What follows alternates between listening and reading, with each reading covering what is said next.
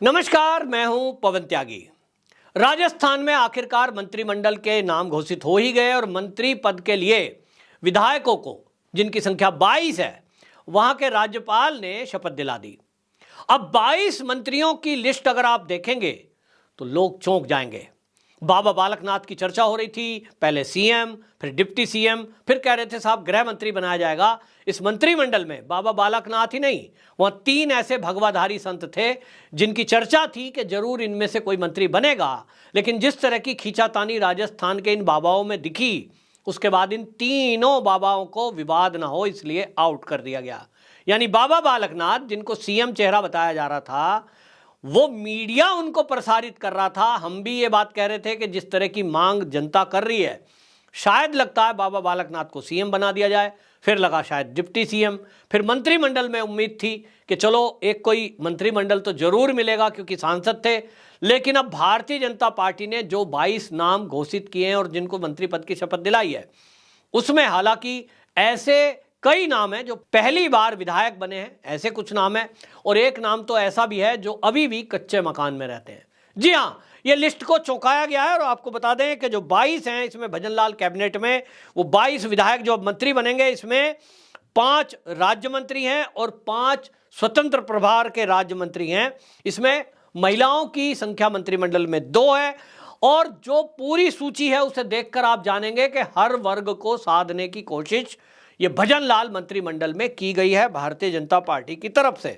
जवाहर सिंह पहली बार भरतपुर नगर से विधायक बने और वो मंत्रिमंडल में शामिल कर लिए गए हैं। ये बताया गया है बीजेपी की तरफ से कि चाहे भजनलाल हो, चाहे फिर ये जवाहर सिंह हो, नए लोगों को भी भारतीय जनता पार्टी मंत्री बनने का मौका दे सकती है।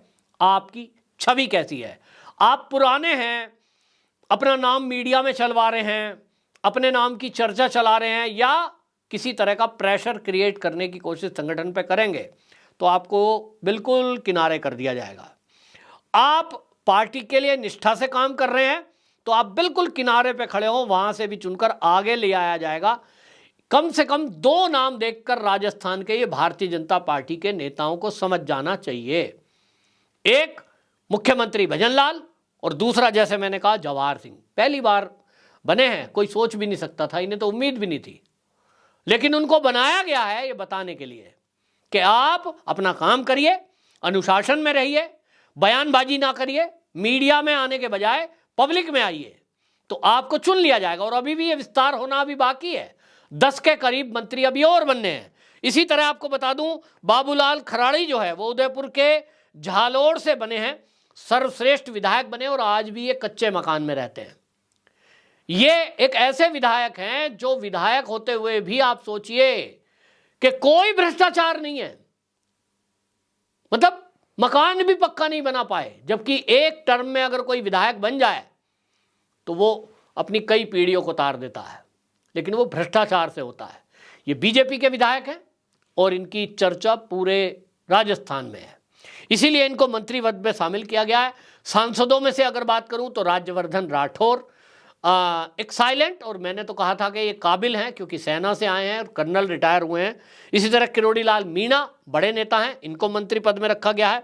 वसुंधरा राजे सिंधिया से, वो जो उनका खेमा है, उससे 7 लोगों को मंत्री बनाया गया है। ये बता रहा है कि पार्टी ने, भाजपा ने अभी भी वसुंधरा राजे सिंधिया को भले ही सीएम न बनाया हो, लेकिन उनकी जो सीनियरिटी है, उनका जो मान और सम्मान है, वो पार्टी ने बरकरार रखा है। 7 मंत्री बनाना 22 में से, वो नाम है जो वसुंधरा राजे ने खुद सेलेक्ट किए हैं। आप देखें, उसमें गजेंद्र सिंह, जवाहर बेड़म, सुरेंद्र पाल, सुरेश रावत, मंजू बागमार और हेमंत मीणा, ये वो नाम हैं जो वसुंधरा राजे के खासम खास माने जाते हैं। जहां तक मैं जातिगत अगर आंकड़े की बात करूं कि जातिगत समीकरण क्या रखा गया है, उसमें आपको बता दूं, राजपूत 3 बनाए गए हैं, एससी 3 बनाए गए हैं, ब्राह्मण वर्ग से एक तो मुख्यमंत्री हो गए, लेकिन अभी जो 2 मंत्री बनाए गए हैं वो नए और बनाए गए हैं ब्राह्मण वर्ग से। शेड्यूल्ड ट्राइब से 3, गुर्जर कम्युनिटी से 1 बनाए गए हैं, सिख 1 बनाए गए हैं, पटेल 1, माली 1, वैश्य 1, धाकड़ 1, देवासी भी एक मंत्री बने हैं, बिश्नोई समाज से एक मंत्री बने हैं, कुमावत एक बने हैं और रावत कम्युनिटी से भी एक मंत्री बने हैं। तो इस तरह से जो मैंने बताया कि ये जो है जातिगत जो है, आप देखें कि राजस्थान की जो भी जातियां हैं प्रमुख रूप से लगभग हर जाति का प्रतिनिधित्व इस मंत्रिमंडल में करने की कोशिश की गई है। और जैसा मैंने कहा, मंत्रिमंडल का एक विस्तार अभी और होगा, और वो होगा 2024 के चुनाव होने के बाद, जब लोकसभा के चुनाव निपट जाएंगे। मंत्री मोदी जी देश के तीसरी बार देश के प्रधानमंत्री की शपथ ले लेंगे। उस सरकार के गठन के बाद फिर देखा जाएगा कि इस ड्यूरेशन में ये जो बाकी के विधायक हैं ये कैसा काम करते हैं।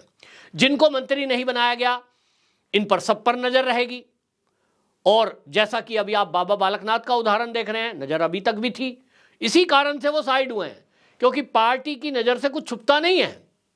आपकी महत्वाकांक्षा है, आपको मीडिया में आना ही नहीं चाहिए था, मीडिया में कुछ बोलना नहीं चाहिए था, अपना काम करते। और अभी भी ये रखा जाएगा बाकी विधायकों के लिए। मैं बता रहा हूं, ये पूरे देश के लिए बीजेपी का काम करने का तरीका है, खासतौर पे मोदी और अमित शाह का।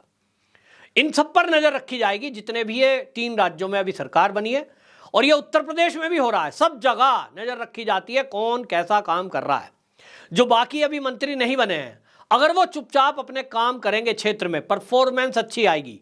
परफॉर्मेंस के आधार पर 2024 के बाद में 10 मंत्री अभी और बनने हैं, फिर से बनाया जाएगा। मध्य प्रदेश में भी होगा यही विस्तार, छत्तीसगढ़ में भी होगा। तो ये ध्यान रखा जाए, निराश कोई नहीं होगा। जो काम करेगा वो आगे बढ़ा दिया जाएगा, जो काम नहीं करेगा वो कितना भी बड़ा चेहरा क्यों ना हो, कितनी भी चर्चा उसकी क्यों ना हो, साइड कर दिया जाएगा। ये राजस्थान, छत्तीसगढ़ और मध्य प्रदेश, तीनों मंत्रिमंडल में ये बीजेपी ने संदेश देने की कोशिश की है। भारतीय जनता पार्टी वो पार्टी है जो अनुशासन पे सबसे ज्यादा ध्यान देती है। वहां ऐसे लोगों को आगे लाया जाता है, जैसे मैंने बताया कि कच्चा घर है, पैसे भी नहीं है, चुनाव लड़ने के भी नहीं थे। और भजन लाल जी की भी यही हालत थी कि वो चुनाव लड़ने का सपना ही नहीं देख रहे थे, क्योंकि पैसे नहीं है, उल्टा कर्जा है। लेकिन पार्टी को दिखाई दिया कि इस कार्यकर्ता ने पार्टी के लिए बहुत मेहनत की है, कोई महत्वाकांक्षा नहीं है, इसलिए सारी उनकी व्यवस्था चुनाव लड़ने की पार्टी ने की, उनको टिकट भराया और आज नतीजा सामने है। तो पार्टी ने साफ संदेश दिया है पूरे देश के कार्यकर्ताओं के लिए कि आप पार्टी के लिए यदि काम करते हैं, तो चाहे अखिल भारतीय विद्यार्थी परिषद में हो, विश्व हिंदू परिषद में हो, संघ में हो, जब आपको देश के लिए कहीं जरूरत समझी जाएगी, आपको कब चुन लिया जाएगा आपको पता भी नहीं चलेगा। एक फोन कॉल आएगी और आपकी सेवा तैयार।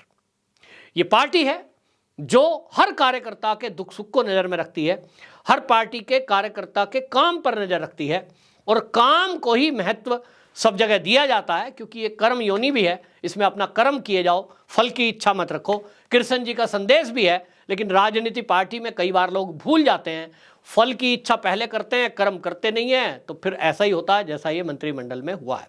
आपकी क्या राय है, कमेंट बॉक्स में जरूर बताएं। वंदे मातरम।